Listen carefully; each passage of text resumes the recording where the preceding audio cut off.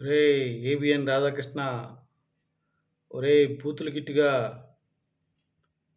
పవన్ కళ్యాణ్ గారి మీద కార్టూన్ వేసి ఆనందపడ్డావు కదరా దుర్మార్గుడా! ఇప్పుడేమంటావురా? మన ఆంధ్ర రాష్ట్రానికి ఎన్ని నిధులొచ్చినాయో చూసావు కదా! మరి ఇప్పుడు ఏమంటావు నువ్వు? మరి నీ తల ఎక్కడ పెట్టుకుంటావు ఇప్పుడు? కార్టూన్ ఏయగానే సరిపోదురా! పవన్ కళ్యాణ్ గారు చేసే వ్యక్తి, చెప్పే వ్యక్తి కాదు, చేసి చూపిస్తారు. అది ఆయన గొప్పతనం. మాటంటే కట్టుబడే వ్యక్తిత్వం. ఆంధ్ర రాష్ట్ర ప్రజల కోసం ప్రాణాలను కూడా తృణప్రాయంగా త్యజించే గొప్ప గొప్ప వ్యక్తి. అటువంటి వ్యక్తిని పట్టుకొని కార్టూన్ వేస్తావు దుర్మార్గుడా! మరి ఇప్పుడు ఆంధ్రప్రదేశ్ రాష్ట్రానికి కొత్త బడ్జెట్‌లో కేంద్ర ప్రభుత్వం ఇచ్చిన నిధులు చూసావు గదా! మరిప్పుడు నీ తల ఎక్కడ పెట్టుకుంటావు? చెప్పు. ప్రజలకి చెప్పాలి నువ్వు దుర్మార్గుడా! కార్టూన్ వేయగానే సరిపోదు. ప్రజలకి చెప్పాలి. ఇప్పుడు నువ్వు కార్టూన్ వేసిన పాయింట్లన్నీ నిన్న నిధులొచ్చినియి. ఆ పాయింట్లకన్నీ నిధులొచ్చినియి. దుర్మార్గుడా! దుష్టుడా!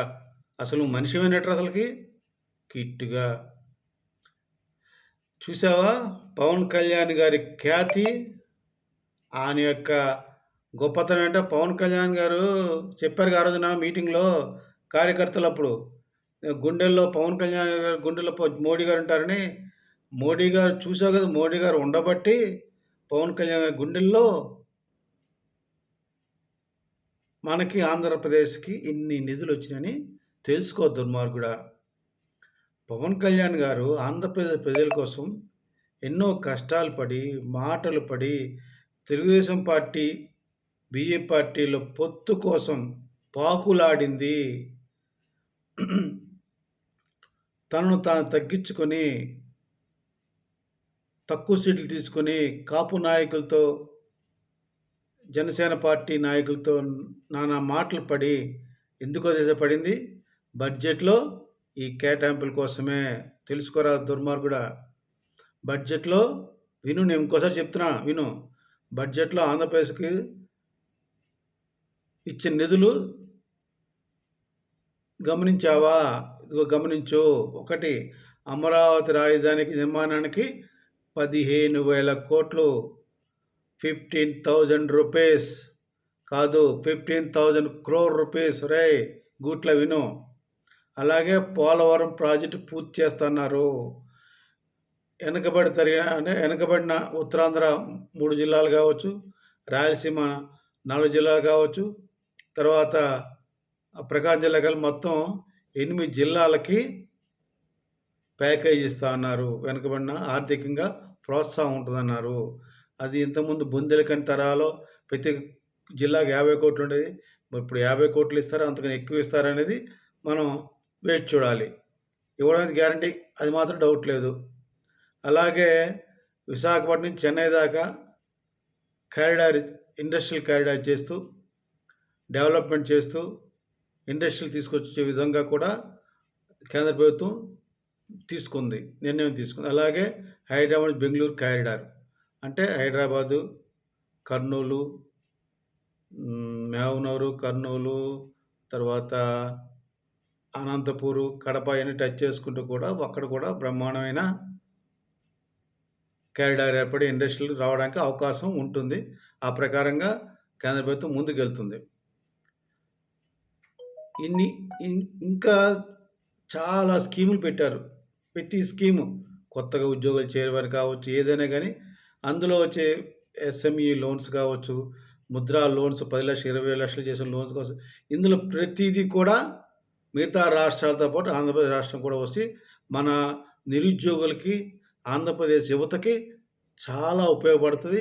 వాళ్ళు అభివృద్ధి చెందుతారు, అందులో డౌట్ లేదు. పవన్ కళ్యాణ్ గారు పదే పదే చెప్పేవాళ్ళు, మీరు ఒకరి కింద పని చేయడం, ఉద్యోగం చేయడం కాదు, మిమ్మల్ని ఒక వ్యాపారవేత్తగా చేస్తాను, ఎంటర్‌ప్రెన్యూర్ చేస్తాను.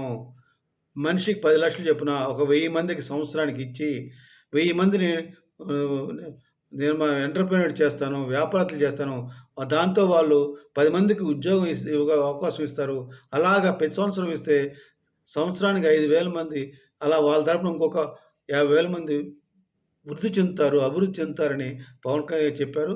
ఆ ప్రకారంగా కేంద్ర ప్రభుత్వం కూడా ఈ ముద్రా లోన్స్‌ని 10,00,000 నుంచి 20,00,000 పెంచారు. ఇది ఖచ్చితంగా ప్రజలకి, ముఖ్యంగా ఆంధ్రప్రదేశ్ యువతకి ఉపయోగపడుతుంది. ఒరేయ్ కిట్టిగా, ఇప్పుడైనా నేను చెప్పేదొకటే, ఈ నిధులు చూసిన తర్వాత కూడా ఇంకా నువ్వు పవన్ కళ్యాణ్ గారి మీద ఏమైనా కార్టూన్ వేస్తే మాత్రం నిన్ను తగు రీతిగా ఆంధ్రప్రదేశ్ ప్రజలు శిక్షిస్తారు. ఎందుకంటే దీనికి పవన్ కళ్యాణ్ గారి అభిమానులు అక్కర్లేదు, జన సైనికులు వీరమహిళలు అక్కర్లేదు. ప్రజలే నిన్ను శిక్షిస్తారు. ఎందుకంటే పవన్ కళ్యాణ్ గారు ఈ ఆంధ్రప్రదేశ్ రాష్ట్రం కోసమే తను తాను తగ్గించుకొని, తక్కువ సీట్లు తీసుకొని, నానా మాటలు పడి, పొత్తు కుదిర్చి, ఆ పొత్తు ఎందుకంటే ఆయన ఫస్ట్ నుంచి చెప్తుండేవాడు, భారతీయ జనతా పార్టీతో మనం కలిసి వెళ్ళాలి. కలిసి వెళ్తేనే మనకి మంచి జరుగుతుందని చెప్పారు. ఆ మాట ప్రకారమే కలిసి వెళ్ళడం జరిగింది. భారతీయ జనతా పార్టీతో ఉండడం జరిగింది. తెలుగుదేశం పార్టీతో పొత్తు పెట్టుకున్నారు. పెట్టుకున్న తర్వాత ఎంత అభివృద్ధి చెందిందో అని ఇప్పుడు చూసారుగా, ఈ బడ్జెట్‌లో ఎంత కేటాయింపు జరిగింది. ఈ కేటాయింపులు ఇట్లాగ వస్తాయి. ఇవి ప్రతి సంవత్సరం ఉంటాయి. ఎప్పుడూ ఉంటాయి. మనకు అవసరం ఎప్పుడున్నా కూడా ఇస్తారు. ఖచ్చితంగా ఇస్తారండి. ముఖ్యంగా నిన్న నిర్మలా సీతారామన్ గారు చెప్పారు. నిన్న మీ ప్రెస్ మీట్ చెప్పారు ఆవిడ. ఇది చాలామంది అంటున్నారు. అప్పు అంటున్నారు. అప్పు కాదిది.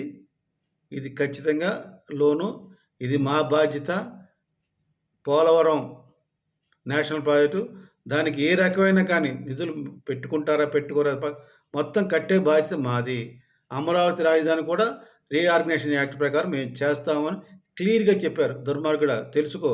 ఇక ముందు ఎప్పుడు కూడా పవన్ కళ్యాణ్ గారి గురించి కార్టూన్‌లు వేసే ముందు ఒక్కసారి తల ఒళ్ళు దగ్గర పెట్టుకొని ఉండమని చెప్తూ, హెచ్చరిస్తూ సెలవు తీసుకుంటున్నాను. జై జనసేన, జై హింద్.